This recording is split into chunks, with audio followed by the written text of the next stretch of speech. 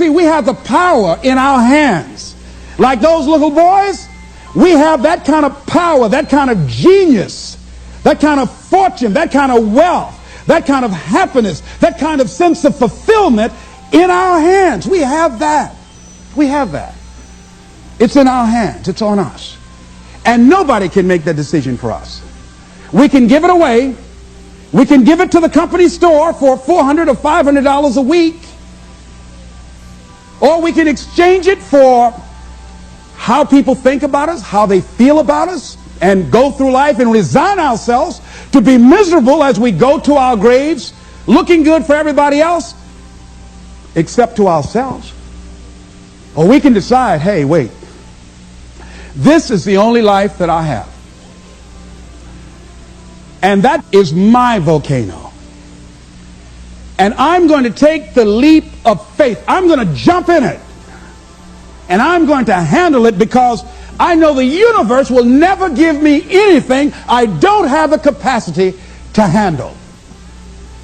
See, I say to you that you've got the power within you to handle any kind of volcano in your life, regardless of how it shows up, regardless of any kind of challenge that you might have in your life. I say to you, you got that in you right now. Where will it come from? Don't worry. If you trust yourself, it will come to you at the right time in which you need it. If you believe and don't doubt in everything in you.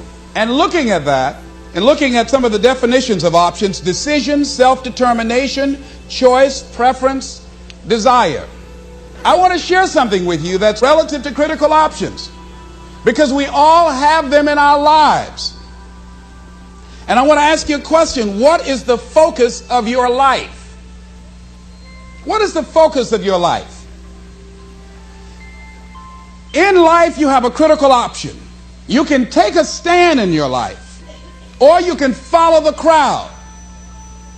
See, people who follow the crowd, their lives are not focused. They're not immersed in anything.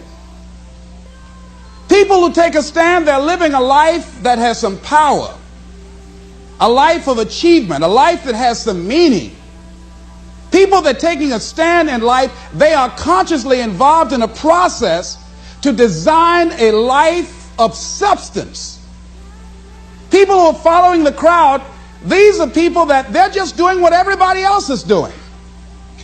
So that's a crowded road over there. They're following the followers. I want to talk to you about taking a stand with your life.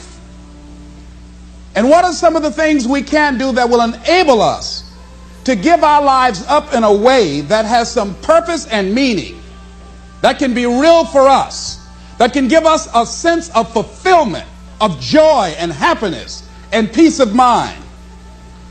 See, most people are bored with life. Most people feel that life isn't worth the hassle, that life is just wearing me out. It's boring, it's monotonous. I have nothing to look forward to. Here we go again, another Monday morning. TGIF day, thank God it's Friday. Here we go again, oh boy. You see what the man meant about many people die at age 25 and don't get buried until they're 65? Doing the same thing the same way every day, looking at these faces, just walking around. I mean, you got to be aware of these faces. They affect you, you know. Try to stay around pleasant faces, and if you have an unpleasant face, try and smile more. It's good for your health. And there's another dividend: you look better too. So, looking for a way in which we can begin to give our lives some special power.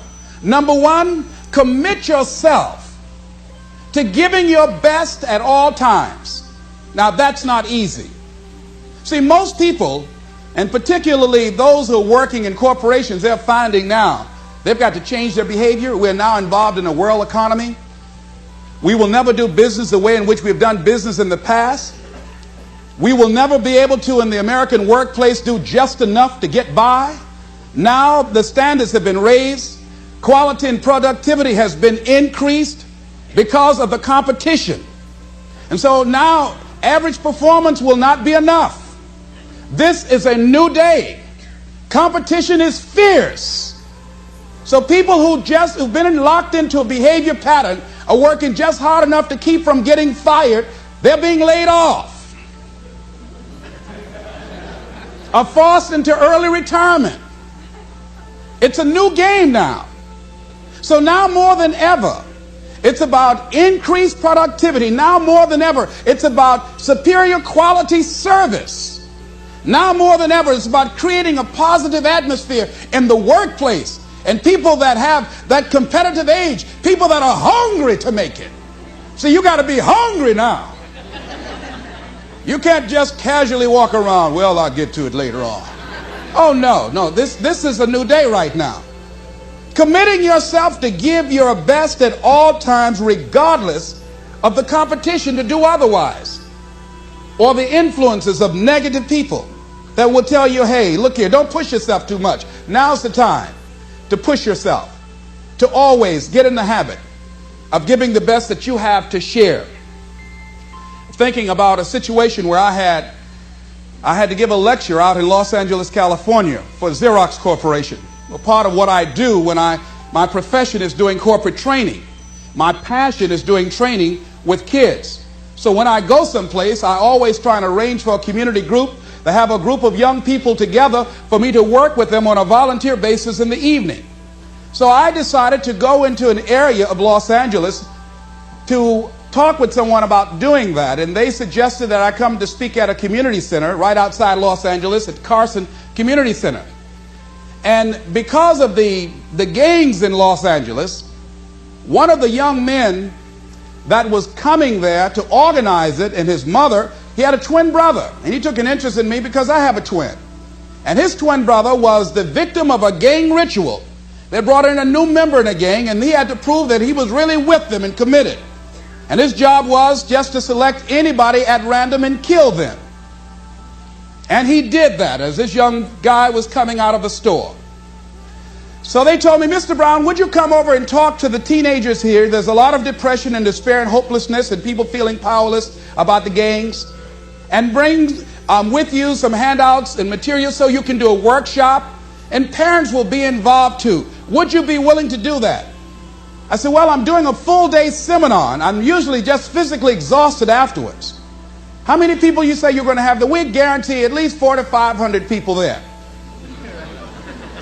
I said, okay, I will come there and work with them and take them through this intensive. It's called Project Respect, how to create a shift in the community, how to get young people engaged in a process of creating positive peer pressure rather than buying into the negative peer pressure.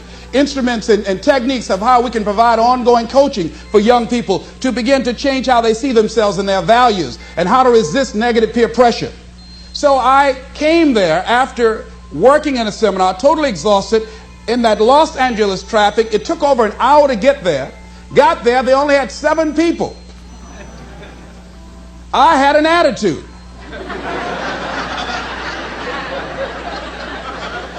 I said, you had me come all the way from Los Angeles after working all day just to talk to 7 people? You told me over 400 people were going to be here. Where are the parents? Only one parent here. My time is valuable. I've got all this material that we've copied to do a workshop. And so I went on and talked to those young people that were in the room, the 7 that were there. And I just gave them a little speech. And then I left. Went back to the hotel. That night around 3:30 in the morning, the phone rang. The minister that invited me called me and said, Mr. Brown, I've got to ask for your attention for a moment. I said, what is it? Kenyatta, one of the young men who was there, wanted to talk to you. He was the brother of the guy that was killed. He'd like to talk to you. He's been here for over an hour, and I told him, please don't call you. But he insisted. Would you please talk to him for a moment? I said, yes, put him on the phone. Kenyatta, what can I do for you? He said, Mr. Brown, I listened to your tapes for a long time. I've grown to love you and admire you. Among the things that I heard on your tapes that you said, you must deal with circumstances such as you find them. You came in this evening, and I admit, no, we did not have the numbers that you asked for. No, we did not deliver as we had promised we would. But we were looking for you, the motivator, to give us some hope. We were depressed, and we don't know what to do. We were looking for some direction. And you were so caught up in pouting with your ego because we didn't have the place full. You didn't give us your best. I said, excuse me, I was laying in bed. I sit up then. Wait a minute here.